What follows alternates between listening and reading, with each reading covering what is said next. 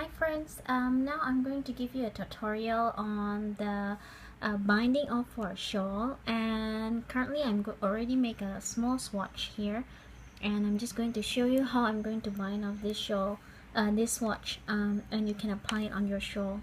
So firstly, this is called a stretchy bind off, and usually we use it for shawls. And why we have the stretchy bind off is basically to ensure that you can actually shape the edgings of your shawl so that it can follow whichever pointy edgings that you would like to apply. Sometimes you can apply, for example, very pointy edgings, but you can also apply like 3 pointy edging on your shawls if the material of your shawl is allowing it to be happening. So firstly, we have to knit, and then knit again on the second stitch. Then you put it back again, and you knit it back. So you knit,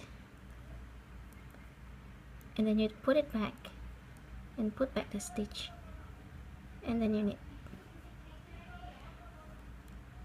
Then you take a knit a stitch, put it back on the left needle, put back the other one, and then you knit.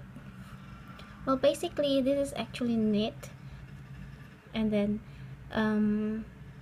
put back into the left needle, and then put the other stitch back into the left needle, and then you do knit through back loop.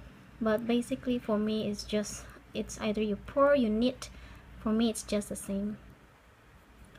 Like that.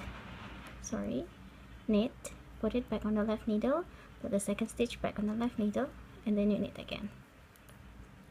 So basically that is how you do the stretchy bind off.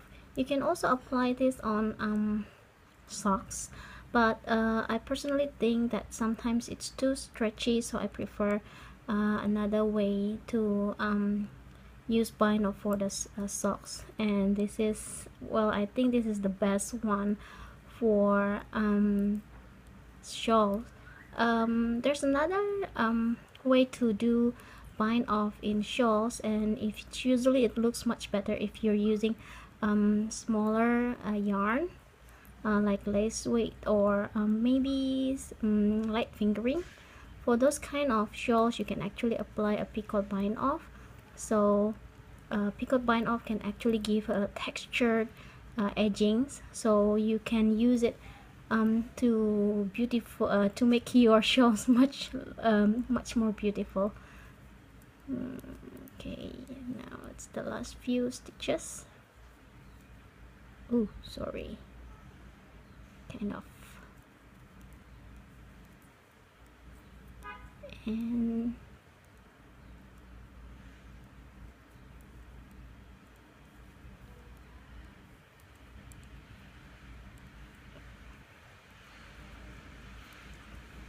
yeah, correct.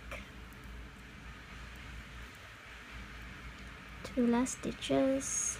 And usually for bind off, it takes more time to bind off using picot bind off, because you go back and forth doing it. This one is also usually take quite a while to bind off. After that, you just cut this yarn. Sorry, I forgot to bring my scissors, but basically this is how. And then this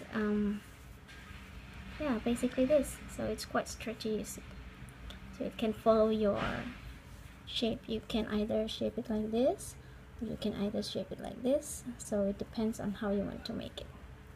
I hope my tutorial is useful for you. See you again on my next tutorial on blocking. Bye bye.